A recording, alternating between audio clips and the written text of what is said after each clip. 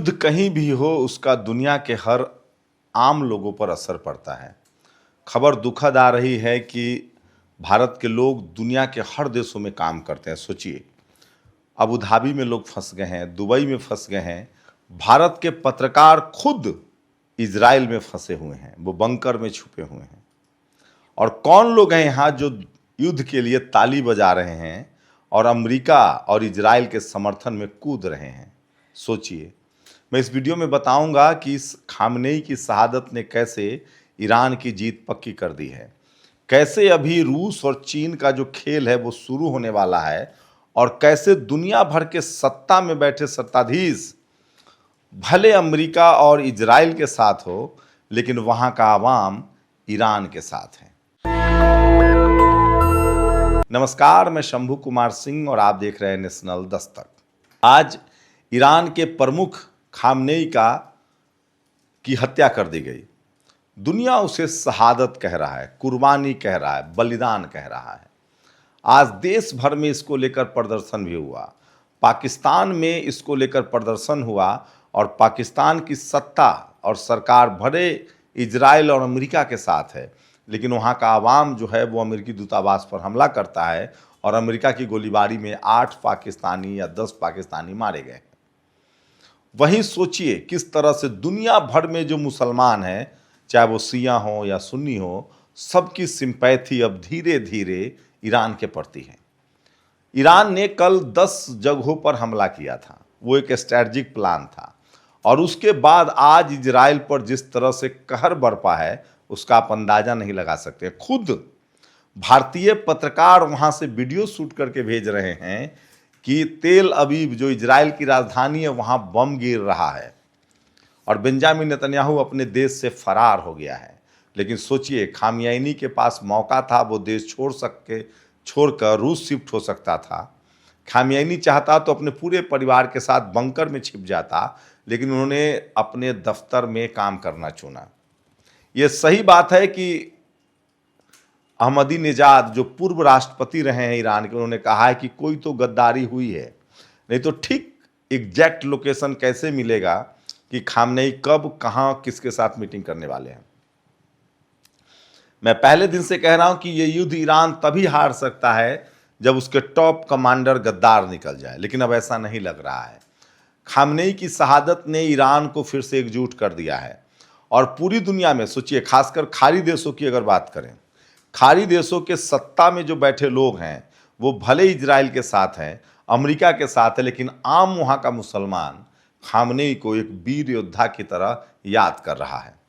Abu Dhabi, Middle East, Dubai, Jordan, Syria, इन तमाम देशों के जो मुसलमान हैं वो सड़कों पर आ रहे हैं और खामनेई की शहादत को सलाम कर रहे हैं।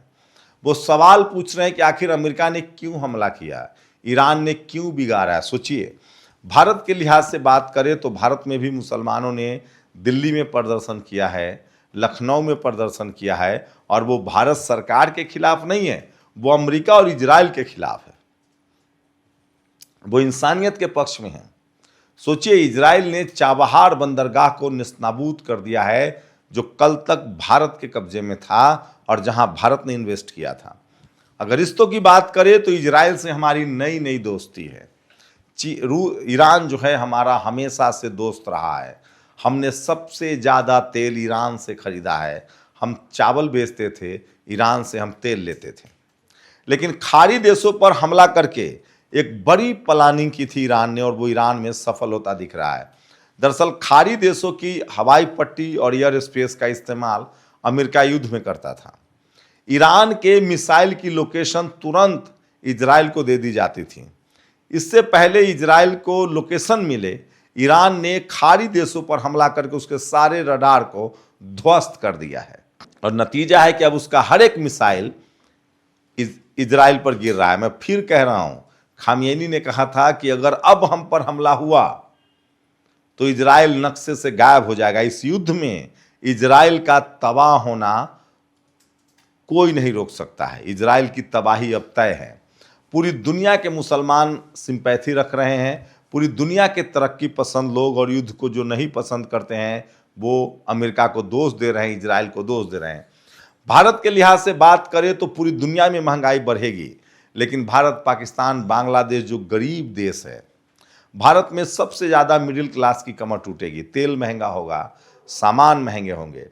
भारत के कामगार जो खाड़ी देशों में काम करते हैं उनको भी तकलीफें होंगी। भारत के खुद पत्रकार फंस गए हैं। तो भारत की विदेश नीति जरूर न्यूट्रल रहने की है, अच्छी बात है। हम न इसके साथ हैं न उसके साथ हैं। भारत सरकार ने शांति की भी पेशकश की है कि दोनों देश आत्मसंयम बरते, लेकिन इस युद्ध में अगर कोई दोषी है तो वो बेंजामिन नेतन्याहू और डोनाल्ड ट्रंप है। लेकिन अमेरिका और इजराइल को लग रहा था कि रूस और चीन चुप बैठेगा, ऐसा नहीं है। रूस और चीन के अपने हित हैं और चीन ने हथियारों की सप्लाई तेज कर दी है, रूस ने हथियारों की सप्लाई तेज कर दी है। और अगर ये युद्ध लंबा चला तो इसमें बर्बादी इजराइल की होगी। ईरान के पास अब खोने के लिए कुछ नहीं है। ईरान ने कई युद्ध लड़े हैं और वो हर बार खड़ा हुआ है। पहले अमेरिका सद्दाम हुसैन इराक और ईरान को शिया सुन्नी के नाम पर लड़ाता था, लेकिन अब वो खुद इस युद्ध में शामिल है। मैं फिर कह रहा हूँ, युद्ध लंबा चलेगा, लेकिन एक बात साफ है कि दुनिया भर के सत्ताधीश और सरकारें, चाहे यूरोप हो, चाहे खाड़ी देश हो, चाहे एशिया हो, वो भले अमेरिका के साथ है, इजराइल के साथ है, लेकिन अब आवाम की सिंपैथी जो है वो ईरान के साथ है, क्योंकि इस युद्ध में दुनिया को ईरान ने नहीं, इजराइल और अमेरिका ने झोंका है। जानकार तो ये भी कह रहे हैं कि डोनाल्ड ट्रंप ने एप्स्टीन फाइल में अपना नाम आने के बाद वो इतना बेचैन था कि दुनिया को किसी और तरफ ले जाना चाहता था और उसने हमला कर दिया। भारत के लोग भी इससे प्रभावित होंगे। अब महंगाई बढ़ेगी, तेल के दाम बढ़ेंगे, आम लोगों की रोजगार खत्म होगी, खासकर खाड़ी देशों में भारत के जो लोग हैं उनकी मुश्किलें बढ़ेंगी। जो भारत के बहुत सारे लोग जो हैं वो समुद्री जहाज पर काम करते हैं, उनकी मुश्किलें बढ़ेंगी। भारत सरकार से गुजारिश है कि समय रहते अपने लोगों को युद्धरत देशों से निकाला जाए कि हर इंसान की ज़िंदगी की बहुत कीमत है। लेकिन दुनिया भर के मुसलमान और तरक्की पसंद लोग जो युद्ध नहीं चाहते हैं वो पूरी तरह से ईरान के खिलाफ हैं, ईरान के साथ हैं और अमेरिका और इजराइल के खिलाफ हैं। ये इस युद्ध का असर होगा। उसके बाद युद्ध की अगर फैसले की बात करें तो अभी ईरान के ट्रूप में कई पत्ते हैं। खामनेई की शहादत या तो जानबूझकर भी हो सकती है। खामनेई की शहादत ने, जहां ईरान के लोग दो टुकड़ों में बटे थे, खामनेई के साथ थे और खामनेई के खिलाफ थे, खामनेई की शहादत ने उनको फिर से एक साथ खड़ा कर दिया है। इससे साबित होता है कि ईरान एक बड़ी तैयारी कर चुका है। पिछले 20-25 सालों में उसने इसकी तैयारी की थी। उसे अंदेशा था कि एक समय आएगा जब हम पर हमला होगा। मैं फिर कह रहा हूं, ट्रंप और बेंजामिन नेतन्याहू ये दो ऐसा शख्स है जिसने पिछले 10 सालों में दुनिया को युद्ध में धकेल रखा है और पूरी दुनिया के पढ़े लिखे और तरक्की पसंद लोग इस बात को पूरी तरह से सहमत है। मैं फिर कह रहा हूं, इससे हथियारों की होड़ बढ़ेगी, एजुकेशन का पैसा कटेगा, शिक्षा पर पैसा खर्च कम होगा और तेजी से गरीब लोग और गरीबी की गर्त में चले जाएंगे। युद्ध से भला नहीं होता है, इसलिए भारत की पहचान हमेशा बुद्ध से है, युद्ध से नहीं है। दुनिया भर के मुसलमान ईरान के पक्ष में गोलबंद हो रहे हैं, भले सत्ताधीश, लेकिन सबसे ज़्यादा सवाल खाड़ी देशों पर उठ रहा है। मैं फिर कह रहा हूँ, भारत के मुसलमानों ने फिर से साबित किया है कि वो न्याय के साथ हैं। जो प्रदर्शन हुए लखनऊ में या दिल्ली में, उनमें उन्होंने खामनेई के प्रति अपनी आस्था जताई है। सोचिए, ये खाड़ी देश तभी जगते थे यहाँ के सत्तानशीन जब भारत पाकिस्तान का मामला हो या जम्मू कश्मीर का मामला हो।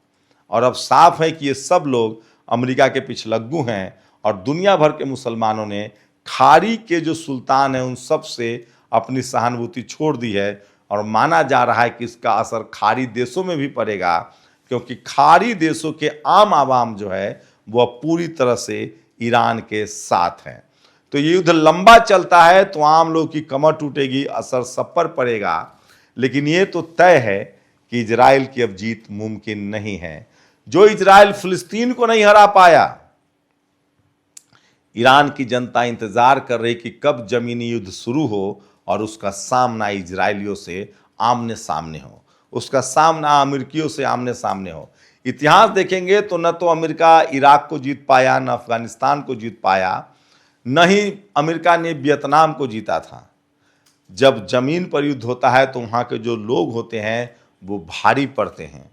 मैं फिर कह रहा हूँ, अमेरिका की कोशिश थी कि कुछ बमबारी कर दिया जाए और ईरान के लोग जो टुकड़ों में बटे हुए हैं उनको लड़ा दिया जाए, लेकिन खामनेई की शहादत ने हर ईरानी को एक बार फिर से ईरानियन बना दिया है और वो इस लड़ाई में तेजी से आगे बढ़ रहे हैं। मैं फिर कह रहा हूँ, ये युद्ध पूरी दुनिया पर असर डालेगा, अर्थव्यवस्था चौपट होगी, गरीबों के मौके और छिनेंगे, एजुकेशन पढ़ाई लिखाई से और वास्ता टूटेगा, हथियारों की होड़ बढ़ेगी। मैं फिर कह रहा हूँ, खामनेई दुनिया में अमर हो गया और डोनाल्ड ट्रंप और बेंजामिन नेतन्याहू अब फिर से उन लोगों में शामिल हो गए जिन्होंने दुनिया में युद्ध में धकेला। हिटलर और मुसोलिनी के बाद अगर दुनिया में सबसे ज़्यादा किसी की बदनामी होगी तो वो बेंजामिन नेतन्याहू और ट्रंप की। आप लोग की क्या राय है, अपनी राय जरूर दीजिए। शुक्रिया। नेशनल दस्तक की आपसे गुजारिश है कि अगर इसको बचाना चाहते हैं तो नेशनल दस्तक को सब्सक्राइब करने के लिए रेड कलर के सब्सक्राइब बटन को दबाएं, फिर बेल आइकन की घंटी दबाएं। नेशनल दस्तक को बचाने के लिए बहुत जरूरी है कि हर खबर को शेयर करें, लाइक करें, कमेंट जरूर करें।